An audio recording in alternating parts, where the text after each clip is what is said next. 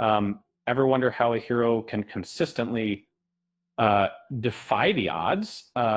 And in Demon Slayer, Tanjiro Kamado's journey is filled with impossible victories.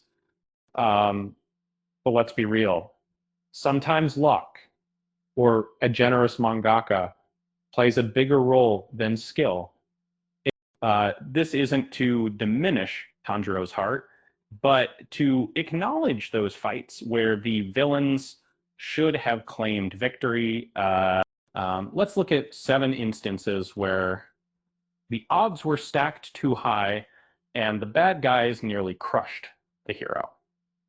Our story begins with Yahaba, whose battles are a headache, and his arrows weren't just projectiles; they were vectors.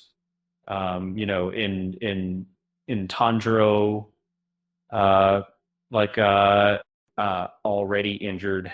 Um, each hit was potentially fatal. Or while Tanjiro escaped, it was due to Yahaba's arrogance, not skill, not a bit more creativity.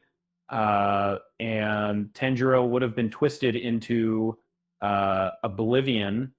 And there's Enmu, Master of Nightmares, and he trapped Tanjiro in a deadly dream cycle, nearly driving him to suicide.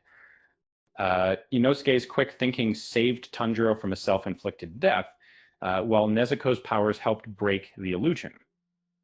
Iyumi won the mental battle. Tanjiro survived only thanks to his team.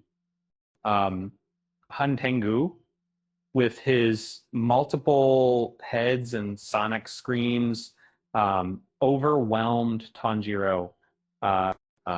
He was pinned down, stamina failing. It was Mitsuri Kanroji, the beloved Hashira, who saved him from a crushing blow. Tanjiro struggled to find the real Tengu, and time was running out. Had the battle taken place in darkness, Tengu would have won. Rui's battle on Mount Natagumo marked a turning point in the series' power scaling. Even after unleashing the Hinokami Kagura, it didn't work. Rui severed his own head, still controlling the battlefield.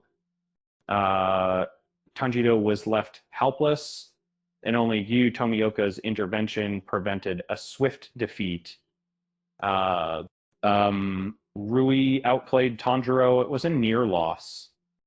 Daki and Gyutaro pushed Tanjiro to his breaking point, which is Gyutaro's poisonous blood sickened Tanjiro, and he was repeatedly hit without the support of Tengen, Inosuke, and Zenitsu. Tanjiro would have fallen with a lot of fear, right?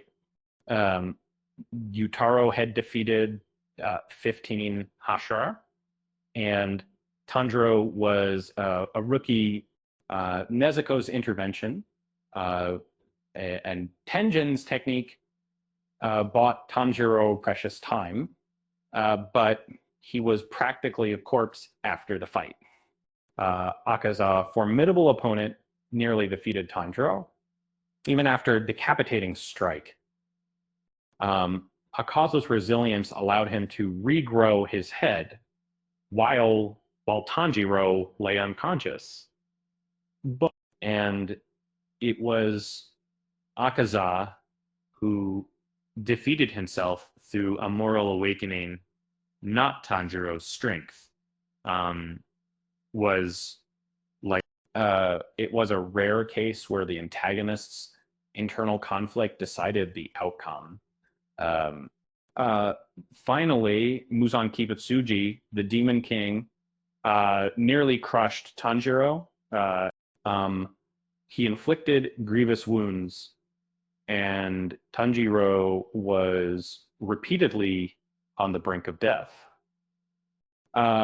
It took a massive effort from the entire Demon Slayer Corps, a potent drug, and the souls of fallen Hashira to even stand a chance. Tanjiro didn't win this fight. He survived it thanks to the sacrifices of others. So the next time you watch Demon Slayer, remember that Tanjiro's victories aren't always about pure strength. And sometimes it's about a little luck, a lot of teamwork, and a whole lot of help from those around him. And honestly, isn't that what makes the story so compelling? With that said, thanks for watching, and until next time, what a stop.